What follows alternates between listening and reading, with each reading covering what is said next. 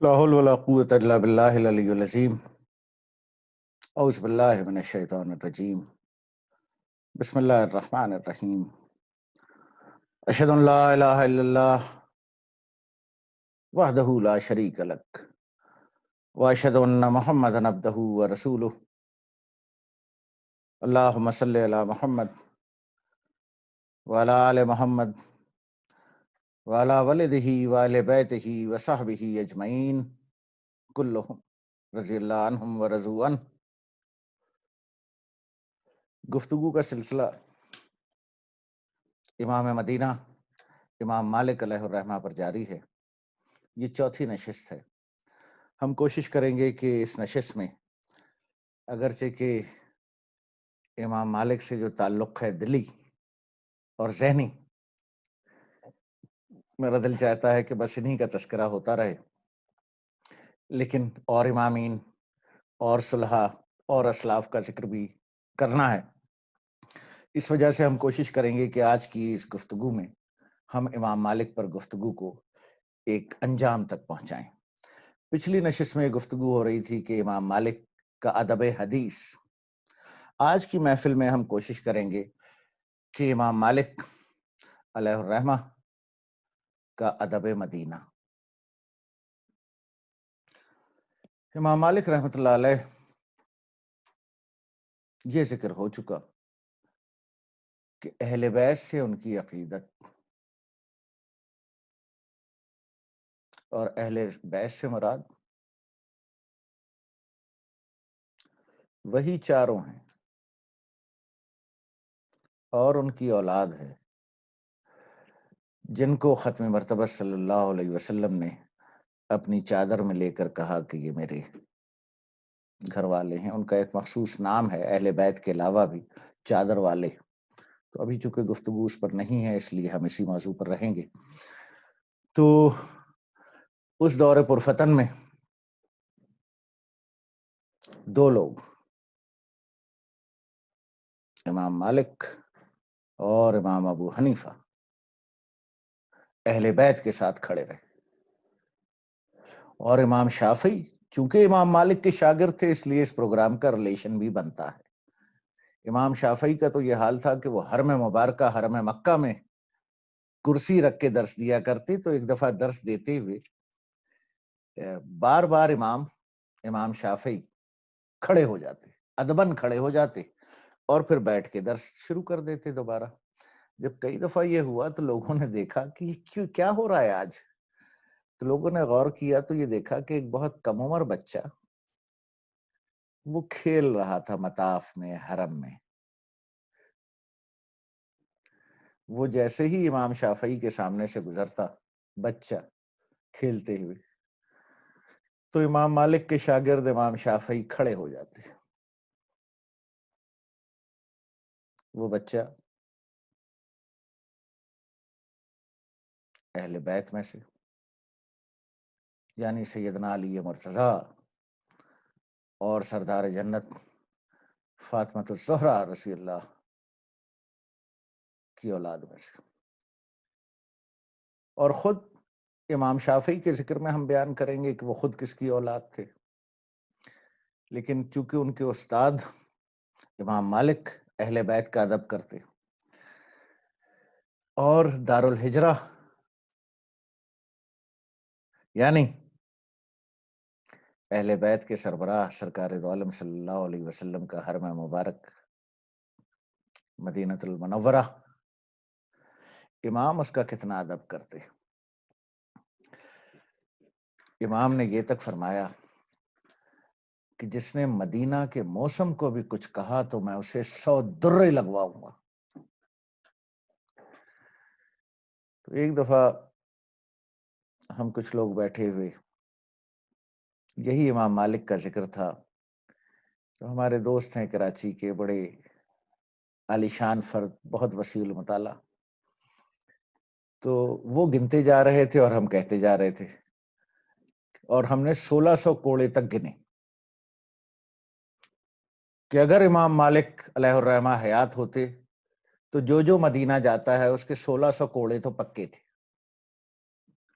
جیسے اس دفعہ مدینہ میں ہوٹل دور ملا تھا 100، گرمی بہت شدید تھی 200، کھانے والے نے عجیب کھانا دیا 300، وہ ہوٹل والے نے پیسے زیادہ لے لیے 400، فلانے دکان والے نے یہ کیا 500۔ اس طرح ہم کوڑے گنتے جا رہے تھے کہ امام مالک نے جب یہ کہا کہ کسی نے مدینہ کے موسم کو بھی کچھ کہا تو میں اسے 100 درے لگاؤں گا۔ موتا امام مالک، لکھنے والے امام مالک کی بات ہو رہی ہے۔ ایک دفعہ یہ ہوا کہ نہیں اندازہ ہو سکا، گرمی بہت تھی، تو گاڑی والے نے مسجد نبوی صلی اللہ علیہ وسلم کے دوسری طرف اتار دیا، ٹیکسی والے نے۔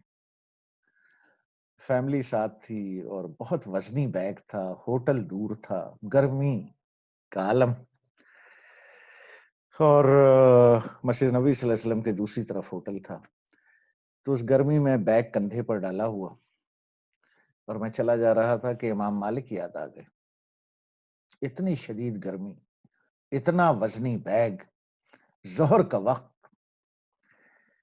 تو میں مستقل مسجد نبی صلی اللہ علیہ وسلم کے فرش کو پار کرتے ہوئے چیخ چیخ کر کہتا رہا امام مالک کی یاد آتے ہی کہ مدینہ تیری گرمی کو سلام، مدینہ تیری تپش کو سلام، مدینہ تیری گرد کو سلام، کہ کہیں گرمی کی شدت دماغ میں آئی نہیں کہ امام مالک والے 100 کوڑے تو بک ہو گئے۔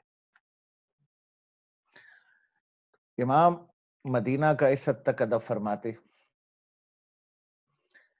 کہ مدینہ منورہ میں جوتے نہ پہنتے، ننگے پیر رہتے۔ آج اہل سنت والجماعت کہیے، کوئی دیوبندی کہیے، وہ اگر ننگے پیر مدینہ میں گھومے تو لوگ طنز اور مذاق کرنا شروع کر دیتے ہیں کہ یار آپ تو بریلوی ہو گئے۔ امام مالک امام مدینہ، علماء کے امام، عالموں کے امام، مدینہ منورہ میں جوتا نہ پہنتے۔ اور جب اللہ مجھے بلائے اور مدینہ منورہ میں رہائش ہو ہوٹل میں، تو واش روم جاتے ہوئے، ٹوائلٹ جاتے ہوئے مجھے بڑی شرم آتی ہے۔ ہمیشہ امام مالک یاد آتے ہیں۔ امام مالک رحمت اللہ علیہ رفع حاجت کبھی بھی مدینہ میں نہ کرتے، ہمیشہ مدینہ کی حدود سے باہر جا کر کرتے۔ مدینہ منورہ میں سواری پہ سوار نہ ہوتے کہ یہ سرکار دو عالم کا شہر ہے، یہاں سواری پہ نہیں چڑھتے، یہ سرکار دو عالم کا شہر ہے، یہاں جوتے نہیں پہنتے، یہ سرکار دو عالم کا شہر اور حرم ہے، یہاں رفع حاجت نہیں کرتے۔ وہ امام تھے تو یہ ان کا ادب تھا، تو ہم ان کے مقلد ہیں، ہم کیا کرتے ہیں یہ ہمارا مسئلہ ہے۔ علم کا یہ حال، انکسار کا یہ حال مدینہ میں، اور انہی کی ہستی اور وہی شخصیت دوسری طرف کیسی کہ آل عباس یعنی بنو عباس، یعنی سلطنت بنو عباس، اور امام مالک بنو عباس کے کوڑے اور امام مالک کی پیٹھ۔ امام کا ذکر بغیر کوڑوں کے ہو ہی نہیں سکتا۔ ایک دفعہ جعفر بن سلمان، وہی بنو عباس، اس کے دل میں کوئی شخص آ گیا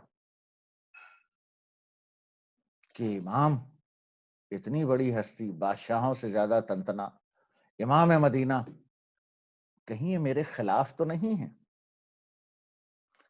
تو اسی جعفر بن سلمان نے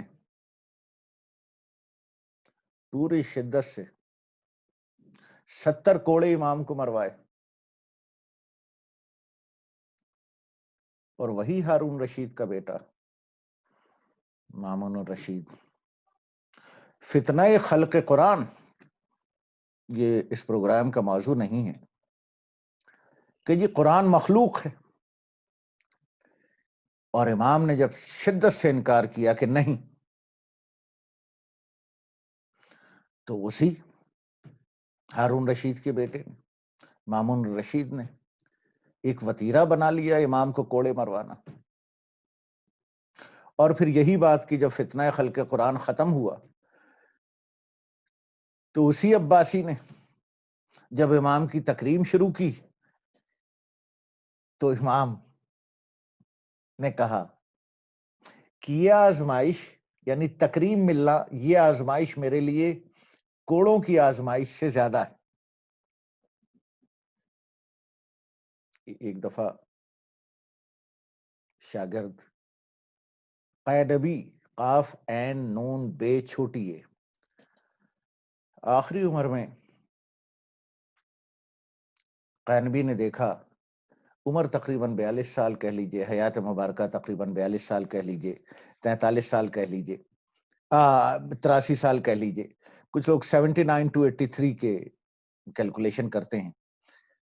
انتقال 795 عیسوی میں ہوا، 175 ہجری۔ تو قینبی نے دیکھا کہ امام زار و قطار رو رہے ہیں، کوڑوں سے تعلق امام کا، زندگی کوڑوں کے ساتھ بسر ہوئی، رو رہے ہیں تو فرمانے لگے، قینبی نے وجہ پوچھی، کہنے لگے کہ اس لیے رو رہا ہوں کہ میں نے اتنے فتوے دیے، اتنے مسائل کا جواب لکھوایا، کاش کہ میں سکوت اختیار کرتا اور جو جواب پہلے لوگ دے چکے تھے اسی پہ قانے رہتا۔ اب اگر بڑے لوگوں کی بڑی باتیں، کہنے لگے میرے ہر فتوے پر اور میرے ہر مسئلے کے بیان پر مجھے اگر ایک کوڑا بھی مارا گیا تو اتنے کوڑے بنتے ہیں۔ امام مدینہ کا تعلق کوڑوں سے، اللہ اکبر وللہ الحمد۔ تو اس کے بعد قینبی سے کہنے لگے، یوں میں مستحق ہوں اس بات کا کہ روم ہر ایک فتوے اور ہر ایک مسئلے کے جواب میں اگر ایک کوڑا بھی مارا جائے تو میرا حق ہے، میں اس بات کا مستحق ہوں کہ میں روم۔ امام نے 4 یا 5 حج کیے یا جتنے بھی کیے، اس کے بعد یہ اس خدشے کے تحت حج تو ایک فرض ہے، لیکن صحابہ کی تو روایت ہی کچھ اور، اہل بیت کا ذکر ہو رہا تھا تو دونوں بھائیوں نے، جنت کے دونوں سرداروں نے، بڑے بھائی حسن جن کا لقب ریحانتی فی الجنہ ہے، جو جنت کی خوشبو، ان کا دوسرا لقب شبیہ الرسول ہے، اور ان کے چھوٹے بھائی حسین جو جنت کے نوجوانوں کے سردار ہیں، ان دونوں بھائیوں نے 25 حج پیدل کیے۔ حضرت حسن کہتے تھے کہ مجھے سواری پہ سوار ہو کے حج کرنے کے لیے جاتے شرم آتی۔ آج ایک نیا فتنہ ہے کہ جی حج ایک ہی فرض ہے۔ ارے بھائی فرض تو ایک ہے، لیکن خود صحابہ عظام کی کیا سنت ہے؟ 25 حج پیدل، جنت کے سردار، زہرا کے لخت جگر، سرکار دو عالم صلی اللہ علیہ وسلم کے گوشہ جگر۔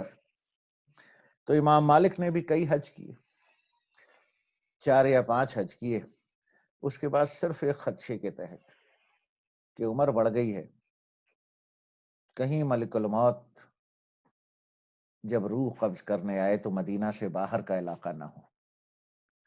حج کرنا بھی چھوڑ دیا، مدینہ منورہ سے باہر جانا بھی چھوڑ دیا، اور مدینہ سے کسی ضرورت سے باہر نکلنا ہو تو بھاگتے ہوئے واپس آتے کہ اس سے پہلے کہ موت آئے میں مدینہ کی حدود میں داخل ہو جاؤں۔ 83 سال کی عمر میں، 79 ایئرس کی، 83 ایئرس کی، جو بھی آپ کہیں، 179 ہجرہ میں انتقال ہوا، 795 عیسوی بنتی ہے۔ آج بھی جب بقیع میں داخل ہوں،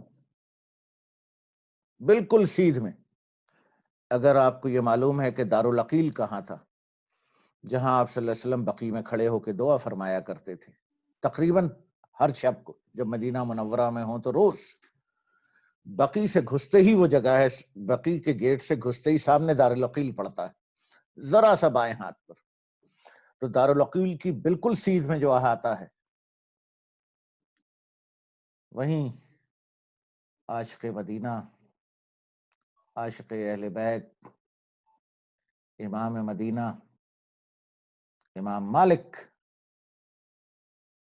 علیہ الرحمہ آرام فرما ہے، اللہ ان کی قبر مبارکہ کو نور سے بھر دے۔ درود و سلام ہو امام مالک علیہ الرحمہ پر، درود و سلام ہو علماء کے ستارے پر، درود و سلام ہو شیخ الاسلام پر، درود و سلام ہو امام الہجرہ صاحب موتا امام مالک رحمۃ اللہ علیہ پر۔ مع السلامہ، مع السلامہ۔